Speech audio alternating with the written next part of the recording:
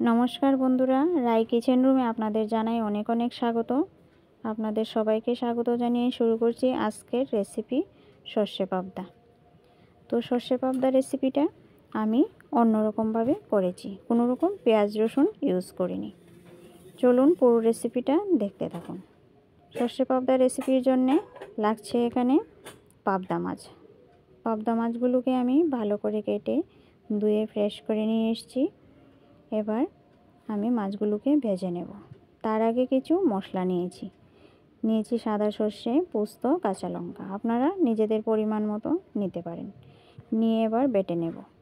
এদিকে দিয়ে দিচ্ছি পরিমাণ মতো হলুদ গুঁড়ো, পরিমাণ মতো নুন আর অল্প করে সর্ষের তেল।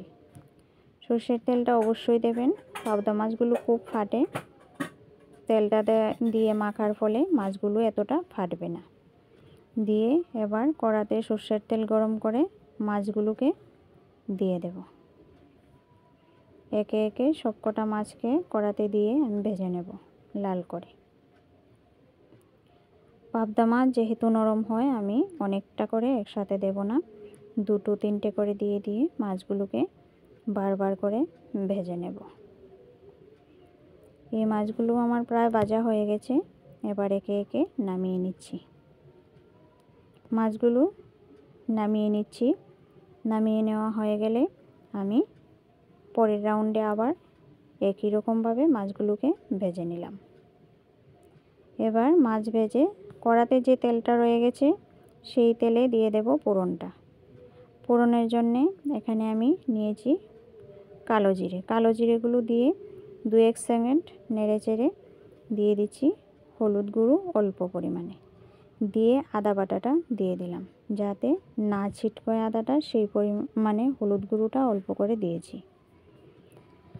এবার আদাটা ভাজা হয়ে গেলে আগে থেকে বেটে রাখা মশলাগুলো দিয়ে দিলাম। এবার অল্প কষিয়ে মশলাটাকে দিয়ে দেব হলুদ গুঁড়ো পরিমাণ মতো আর কাশ্মীরি লঙ্কা গুঁড়ো দিয়ে মশলাটা ভাজা হয়ে গেলে তারপর দিয়ে দেব অল্প মশলার বাটি ধোয়া জলটা দিয়ে এবার মশলাটাকে আরও ভালো করে কষিয়ে নেব। মশলাটা কষানো হয়ে গেলে এ পর্যায়ে আমি দিয়ে দেব জল।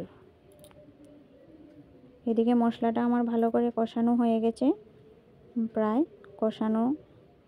এবার জলটা দিয়ে দিচ্ছি। কষানোটা হয়ে গেলে জলটা দিয়ে ভালো করে নেড়ে চেড়ে তারপর ঝোলটাকে ভালো করে মশলার সাথে মিশিয়ে আমি কিছুটা দিয়ে দেব স্বাদ মতো নুন। স্বাদ মতো নুনটা দিয়ে আরও ঝোলটাকে ভালো করে ফুটিয়ে নেব। এবার ঝোলটা ভালো করে ফুটে গেছে, দিয়ে দিচ্ছি আমি আগে থেকে ভেজে রাখা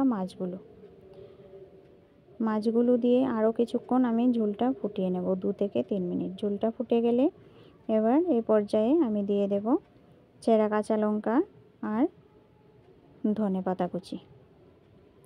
চেরা কাঁচা লঙ্কা আর ধনেপাতা কুচিটা দিয়ে আরও মিনিট খানেক আমি জাল করে নিচ্ছি। এইভাবে নেড়ে চেড়ে মিনিট খানেক জাল করে নিয়ে এবার আমি একটা পাত্রে ঢেলে নিলাম। তো দেখুন রেসিপিটা কি দারুণ হয়েছে দেখতে, আর খেতেও দারুণ স্বাদের। তো এভাবে আপনারা অবশ্যই ট্রাই করবেন, আর যদি ভালো লাগে তাহলে কমেন্ট করে জানাবেন। এভাবে পাশে থাকবেন। ধন্যবাদ।